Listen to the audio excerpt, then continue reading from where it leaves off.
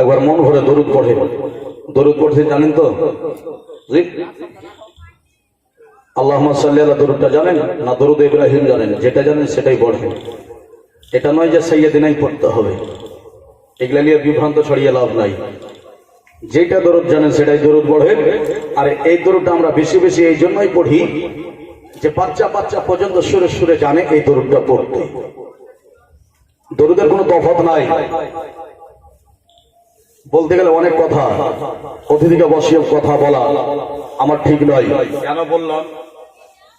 উনি বাইরের অতিথি,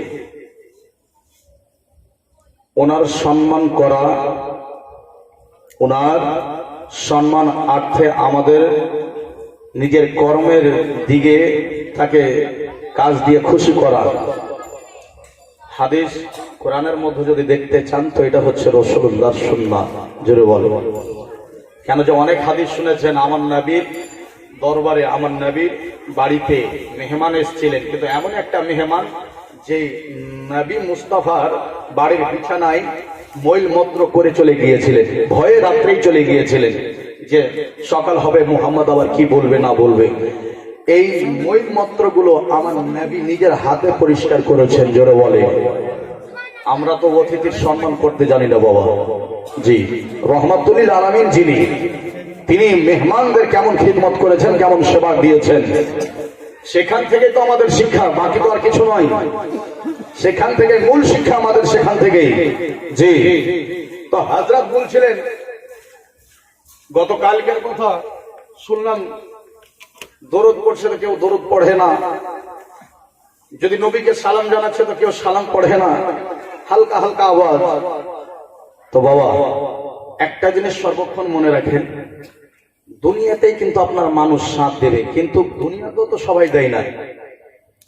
সর্বক্ষণ দুনিয়াতে সবাই সাথ দিচ্ছে কি? এর কি গ্যারান্টি আছে? হ্যাঁ, তো দুনিয়াতে যখন মানুষ পৃথক আলাদা দূরত্ব হয়ে যায় তো কবর তো কবরই হবে। কবরে তো কেউ যাবে না কাউরি। হ্যাঁ, আমরা বিভিন্ন আকারে ফিতনাতে জড়িয়ে আমরা মানুষকে হেও হই এইগুলো করে জীবনটাকে শেষ করে দিলাম। বুঝতে একটু শিখলাম না জিনিসটাকে, আমি ভাবতে জানলাম না যে কি একটু নিরিবিলি ঠান্ডা মাথাতে একটু ভাবি আমরা কোনটা আমাদের সঠিক, কোনটা করলে ভালো হয়। কেন একটা কথা বুঝবেন, আমি এর আগেও বলেছি, হযরতকে আমি বলে দিই, এর আগেও বলেছি যে আমাদের মধ্যে অনেক কিছুগুলা জিনিস জড়িত হয়ে আছে। দেখেন, নবীকে সালাম করা, এই যে ইয়া নবী সালামু আলাইকা,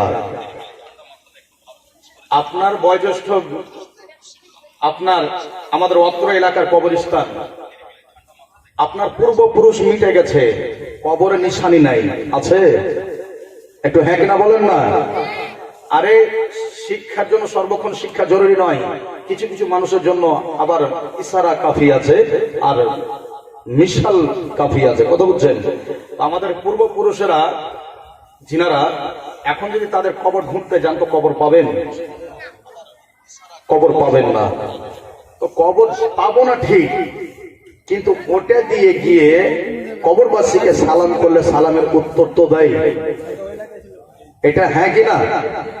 আর একটু কথা বলেন তো। যার কবর মিশে গেছে, মাটির কোনো আকৃতি নাই, কবরের কোনো পরিচয় নাই, চিনহারি নাই, তবুও যদি সেই কবরস্থানে গিয়ে যদি সালাম করে কেউ, আর ওই কবরস্থান থেকে মাইয়াতেরা জবাব দেয়, তাহলে একটু কাঠের মাথা থাকে ঘুরান যে আমরা দুপাইয়া মুসলমান, কথা বুঝেন?